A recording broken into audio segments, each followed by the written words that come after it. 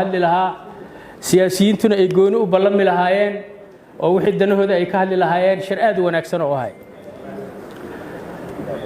waxaa lagu daray eedeymo iyo cabasho iyo weydiisasho iyo gogolgelid lagu soo gudbiyey ama hab qabiil ama hab dawladeed mid ay doontaba ha ahaato aniga aragtidayda cabashooyinkaas iyo gogolgeliinkaas iyo tabashadaas laba jid midkood un bay ku fiicnaad iyadoo miisaankaas la leeyahay oo saas loo mataqaanaa abaabulan yahay in dawladda iyo madaxweynaha intii gogoshaas loo dhigtay la yiraahdo madaxweynow haddii bidinkeeda leeyahay tolkaasaan nahay dawladdaadana dhibkaasaan ka tirsanaynaa naga garbax ama hab qabiil looga garbaxo ama hab dawladeed looga garbaxo amase waxay ahayd cabashadaas aniga iyo qoorqoora hadda dawladda ku matalineen in intii naloo yeero nala soo dhaweeyo naloo shirbo garbaha nala ka galo nala dhaho war niman yahow dawladdan weliba waa leedin ku xantahay maxaad ka gashaan horta sideedaba ama xalaan ka keeni lahayn ama dayraan ka keeni lahayn laakiin dhaankaas ceel biyihiisu ay yar yihiin loo dhaanshay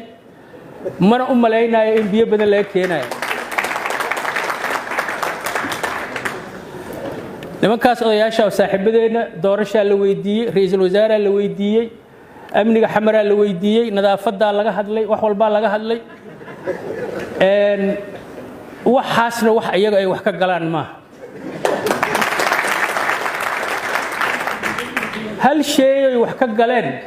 haddii la weydiin lahaa oo dadkaasu ama hab magaalo ama hab degaan ama hab toleed ay u warsadaan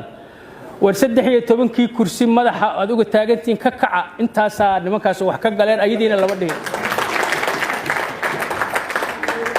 marka taladii oday cali in la yeelay ahayd nimankaas in la soo xurmeeyo la soo dhaweeyo dad walaala oo weliba maqnaa oo qaarkood mataqaanaa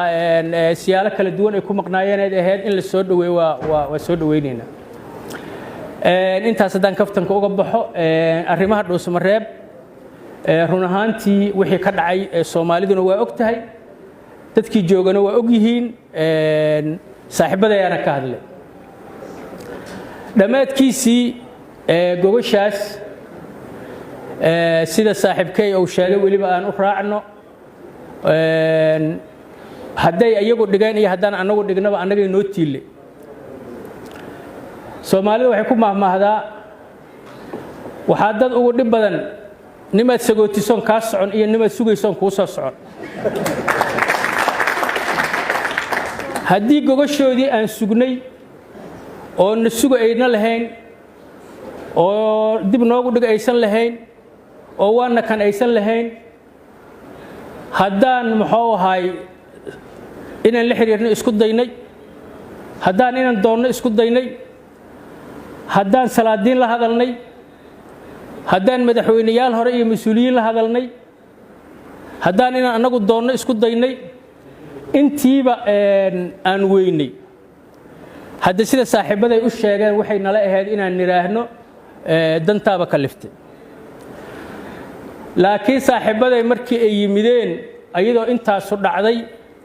warnimayahow dhibkaasaan ku maqnayn iyo waxaasaa naga hadlaysnaa waa ka sugaynay laakiin awalba ayagaa meesha iska taagtaagnaa annagaana tii hore geynay tanna ka maqnayn ka sugmayn meeshaan ka maqanahayna lama joogo waxaanan dhihinna lama dhihin annaga nama qabato warkaas hadda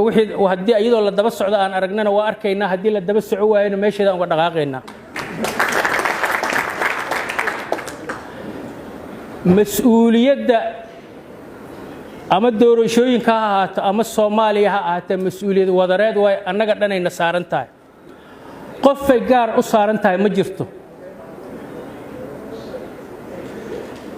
dadkan Greek-ga la yiraahdo ayaa waxay lahaa jireen nin boqora oo la yiraahdo Atlas ninkaas wuxuu aaminsanaa jiray culayska adduunka oo dhan inuu kaligiis dhabarka ku hayo dadkiina muxuu ahay wadamada ajnabiga ka mid waa aragteen taalooyin loo dhisay asagoo maaragtay adduunyadii ay dhabarka ka fuusho oo dhabanada haysta oo culays iyo dhidid iyo waxa ka socda mushkilada haysta aad yaabaysa asagu saasoo isku qanciyay dadkiisiina ma dhihin war adduunka kaliya ma haysida dhig ma aysan dhihin mas'uuliyadda Soomaaliyeed ninkii kaligiis dhabarka ka saarta annaga dhahayna war iska dhig kaliga ha qaadin ha ku mashquulin ha ku walwalin muxuu ahay noo imaaw nala hadal fikradaada keenso annaga dhahayna hadda iyo haday joogto saaxiibadan maba kala foginba